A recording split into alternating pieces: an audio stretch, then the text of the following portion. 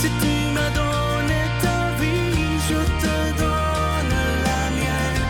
Dans le froid de la nuit, mon cœur t'appartient. Et quand la tristesse arrive, je sais tu es là, toujours près de moi. Bon vendredi, bienvenue à votre émission La Victoire de l'amour. J'espère que vous allez bien aujourd'hui et qu'on se prépare à vivre une belle fin de semaine. Comme à tous les vendredis, on rejoint notre amie qui est médecin, la docteure Valérie Julie Brousseau, et l'homélie avec le bon père Michel Marie de Paris.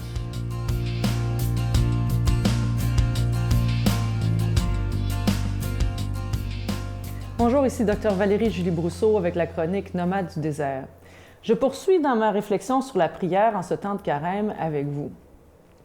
Nous avons tous nos petites manières de prier qui sont en soi bonnes dans la manière où elles nous permettent vraiment de rentrer en relation avec Dieu et de créer un espace pour qu'il puisse se manifester. Mais je me demande si parfois, justement, ces manières d'entrer avec Dieu ne deviennent pas trop cristallisées et ne l'empêchent pas de pouvoir prendre des formes nouvelles et de nous faire avancer. On prend par exemple quelqu'un qui est vraiment confortable avec le chapelet, pour qui le chapelet est quelque chose d'important dans sa vie quotidienne. Le chapelet est une prière magnifique. La question n'est pas à savoir si ça a une valeur ou pas, ça a une valeur profonde. La question est à savoir, est-ce que quand je récite mon chapelet, est-ce que ça m'ouvre à la relation avec Dieu? Est-ce que ça m'ouvre encore ou est-ce que c'est devenu, malgré moi, une habitude, comme une espèce de contraction musculaire involontaire, de mon esprit puis de mon cœur, qui en soi ne m'amène pas plus loin, ne permet pas à Dieu de pouvoir rentrer et me provoquer? Si je sors de ma prière et que je suis comme avant, c'est un signe que je suis cristallisé. Si je sors de ma prière et que je sens que j'ai été touchée, ou que je sens que j'ai besoin de grandir, que je sens que j'ai besoin d'entrer en relation plus profondément avec les autres et avec Dieu, alors je peux dire que oui, ma prière crée un espace de rencontre. Alors, j'aimerais vous inviter à examiner d'abord votre manière de prier et quel en est le fruit. Est-ce que votre prière est une prière qui cristallise ou est-ce que c'est une prière qui ouvre? À partir de là, d'une manière comme d'une autre, que ça ouvre ou que ça cristallise, je vous inviterai à faire un pas de plus qui est celui d'essayer quelque chose de nouveau. Je vous donne un exemple. J'ai toujours une affection pour l'Angélus et à un moment donné, je me suis mis à prier l'Angélus, mais je sentais en moi comme un besoin de prier particulièrement la première phrase. « L'ange du Seigneur porta l'annonce à Marie ». Et j'ai été un peu malgré moi, comme en voulant suivre qu'est-ce qui me nourrissait, qu'est-ce qui me faisait grandir. J'ai été des années à prier cette phrase-là, puis je pouvais m'arrêter pendant des semaines entières sur seulement un mot de la phrase. Est-ce que je sens qu'il y a des choses dans la parole de Dieu ou dans les prières, que ce soit le Notre Père, que ce soit l'Ave, qui m'invitent à suivre? Et si oui, est-ce que je suis? Est-ce que je laisse un espace pour que Dieu me parle, pour que Dieu me nourrisse, pour pouvoir agrandir ma relation avec lui, l'approfondir? Alors, en ce temps de carême où nous sommes invités à prier, que notre prière ne soit pas un cristal, mais un espace, et apprenons à faire grandir cet espace. Notre Père qui es aux cieux, que ton nom soit sanctifié, que ton règne vienne, que ta volonté soit faite sur la terre comme au ciel. Donne-nous aujourd'hui notre pain de ce jour. Pardonne-nous nos offenses comme nous pardonnons à ceux qui nous ont offensés. Ne nous laisse pas entrer en tentation, mais délivre-nous du mal, car c'est à toi qu'appartient le règne, la puissance et la gloire pour les siècles des siècles. Amen. Mon Père, je m'abandonne à toi. Fais de moi ce qu'il te plaira. Quoi que tu fasses de moi, je te remercie. Je suis prête à tout, j'accepte tout. pourvu que ta volonté se fasse en moi, en toutes les créatures. Je ne désire rien d'autre, mon Dieu. Je remets mon âme entre tes mains.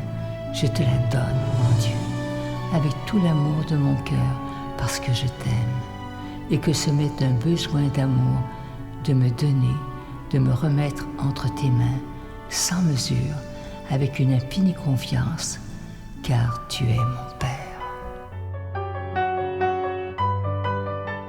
Nous sommes en plein mois de mars, plein mois du Carême 2021. Comme vous le savez, comme on fait à chaque année, pendant le Carême, c'est exceptionnel, il n'y a pas de cadeau du mois. Ce qu'on vous suggère, ce qu'on vous demande, c'est de faire un don, mais sans attendre rien en retour, simplement pour que la parole de Dieu soit annoncée. Et dans les moments qu'on vit depuis longtemps déjà, on a vraiment besoin de cette parole de Dieu, de cette espérance, de cette lumière au bout du tunnel. Et moi, ce que je trouve magnifique, c'est depuis maintenant plus de 26 ans, cette œuvre, elle existe pour donner justement de l'espérance, parce qu'on en a vraiment, vraiment besoin. Alors, je vous remercie de tout cœur de ce que vous ferez, tout à fait gratuitement. Vous savez que Saint Paul dit dans une de ses lettres, Dieu bénit celui qui donne avec joie. C'est très important de donner si ça nous fait plaisir. Il ne faut jamais se sentir obligé. Alors, je vous dis merci de tout cœur de votre don spécial du Carême. Je vous donne l'adresse. La Victoire de l'Amour, case postale 120, succursale Boucherville à Boucherville.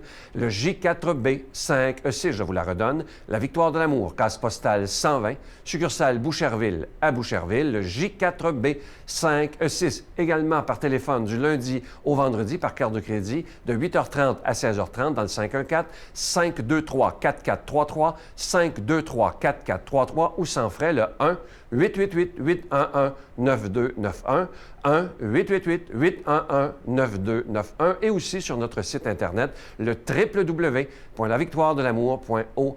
Alors, merci de tout cœur, comme je vous disais tantôt, de ce que vous ferez pour la Victoire de l'amour. Merci de donner des mains à la Providence et merci de votre don tout à fait spécial du Carême 2021.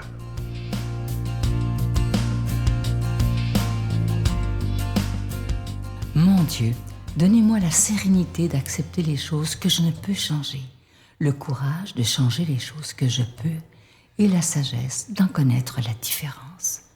Amen.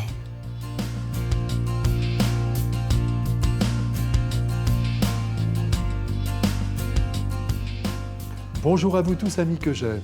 Évangile de Jésus-Christ selon saint Marc.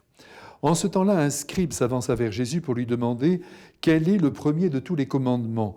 Jésus lui fit cette réponse, voici le premier. Écoute Israël, le Seigneur notre Dieu est l'unique Seigneur. Tu aimeras le Seigneur ton Dieu de tout ton cœur, de toute ton âme, de tout ton esprit et de toute ta force. Et voici le second, tu aimeras ton prochain comme toi-même. Il n'y a pas de commandement plus grand que cela. Le scribe reprit, « Fort bien, maître, tu as dit vrai, Dieu est l'unique, il n'y en a pas d'autre que lui, l'aimer de tout son cœur, de toute son intelligence, de toute sa force, et aimer son prochain comme soi-même vaut mieux que toute offrande d'holocauste et de sacrifice. » Jésus, voyant qu'il avait fait une remarque judicieuse, lui dit, « Tu n'es pas loin du royaume de Dieu. » Et personne n'osait plus l'interroger. Mes frères bien-aimés, si vous me le permettez, je voudrais tout de suite remercier le scribe qui a osé aborder le Christ et qui lui a posé cette question fondamentale, quel est le plus grand commandement ? Grâce à cet homme, le Christ nous a montré l'essentiel à mettre en œuvre dans notre vie pour correspondre aux attentes de son Père. Il se peut évidemment, cher scribe, puisque vous entendez ma voix maintenant que vous êtes au ciel, que votre intention n'était pas très droite et que vous avez voulu coincer le Christ en le soumettant à une question difficile. Mais vous l'avez fait avec une telle délicatesse que vous avez mérité de recevoir une réponse qui vient encore aujourd'hui éclairer jusqu'à notre propre conscience. Comme vous le savez, amis qui m'écoutez, le peuple d'Israël était tenu de mettre en pratique au cours de ces journées pas moins de 613 commandements, soigneusement hiérarchisés, partagés en deux catégories, les préceptes lourds, les préceptes légers. Jésus, de son côté, va, comme d'habitude, libérer le cœur humain. C'est ce qu'il veut toujours. Il veut nous libérer. Et à travers ce scribe, il veut libérer tous les hommes en nous renvoyant au livre du Deutéronome, chapitre 6, verset 5, qui contient la profession de foi d'Israël. Tu aimeras le Seigneur ton Dieu de tout ton cœur, de toute ton âme, de tout ton esprit et de toutes tes forces. C'est donc là vraiment le premier commandement, aux yeux du Christ, le plus important. Ici, nous devons déjà nous demander si notre amour pour Dieu saisit vraiment tout notre être, à commencer par notre cœur, car le danger est grand de mettre l'accent sur la croyance en Dieu, mais sans effusion affective. Or, le Père du ciel attend notre amour. Il ne veut pas être simplement cru, il veut être aimé. Pour vérifier si notre affectivité est au rendez-vous, si l'on tient à Dieu comme à une personne aimée, il n'y a qu'à mesurer la relation qui nous unit à lui quand on prie. Est-ce qu'on cherche à entrer en contact avec lui, à vivre quelques instants d'amour en sa présence ? Ou bien est-ce que l'on accomplit son devoir entre guillemets de chrétien en avalant les psaumes ou en récitant à toute vitesse le Notre Père ou le Je vous salue Marie ou je ne sais quelle prière ? N'oublions donc pas que tu aimeras est un ordre du Christ. Tu aimeras celui qui t'a donné d'être vivant. Avec ta tête, tu dois l'aimer, et avec ton cœur. On revient à Jésus. Voilà que soudain, il aurait très bien pu s'arrêter là. On lui avait demandé quel était le plus grand commandement. Non, il en ajoute un second, auquel il donne la même valeur, à savoir l'amour pour le prochain, qui lui aussi doit saisir le cœur et l'esprit. Mais oui, car ce prochain, il s'agit de l'aimer comme on s'aime soi-même. Et comme on s'aime beaucoup, la mesure est donnée. Ce que tu désires pour toi-même, désire-le pour le prochain qui est devant toi. Et par voie de conséquence, soutiens-le, aide-le, console-le, comble-le avec tout ton amour. Là encore, il faut se demander où nous en sommes. En quelle mesure je vis pour les autres ? Suis-je désireux de les combler le plus possible ? Est-ce que je cherche, dans mes journées, à multiplier les actes de charité, de compréhension à l'égard de tous ? Est-ce que je fais taire en moi tous les jugements et les petites haines intérieures, les antipathies que je peux ressentir pour telle ou telle personne ? Voilà ce que Dieu attend de toi, et voilà ce qu'il attend de moi. Ah, c'est un travail difficile et exigeant.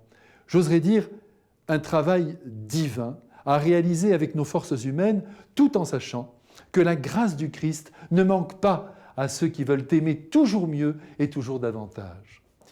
Inutile donc de se triturer l'esprit pour trouver la volonté de Dieu sur nos vies. Il suffit d'aimer, plus exactement de vouloir aimer, en se dépassant toujours, pour être dans le cœur de Dieu et entrer un jour dans la vie éternelle. Qu'il nous bénisse à présent ce Dieu d'amour, qui est Père, Fils et Saint-Esprit. Amen. Je vous salue Marie, pleine de grâce. Le Seigneur est avec vous. Vous êtes bénie entre toutes les femmes, et Jésus, le fruit de vos entrailles, est béni. Sainte Marie, Mère de Dieu, priez pour nous pauvres pécheurs, maintenant et à l'heure de notre mort. Amen. Je vous invite vraiment à ne pas manquer l'émission de ce dimanche. J'ai rencontré avec beaucoup de joie via Skype en Belgique un jeune prêtre je pense qu'il a 31 ans, Noé Vermeer. Il est né au Rwanda et il est né sans bras. Il n'y a pas de bras. Et vous savez qu'il va nous expliquer ça dans l'émission, au Rwanda, à l'époque, quelqu'un avait un handicap, c'est comme un peu une malédiction et on s'organise pour s'en débarrasser. Et ses parents biologiques ont décidé de le donner en adoption pour le protéger, pour pas qu'il soit abandonné. Et il était adopté par des Belges et il est devenu prêtre, imaginez. Alors vous allez le voir, il rit même de son handicap, il l'accepte totalement et vous allez voir qu'il a une profondeur inimaginable. Manquez pas ça, ce jeune prêtre, ce dimanche. Bye! Mais pourquoi je n'ai pas de bras et que les autres en ont? Donc j'avais quand même pas mal de questionnements, c'est vrai. De révolte profonde, peut-être pas. Mais c'est vrai que de temps en temps, j'aspirais à pouvoir être comme les autres.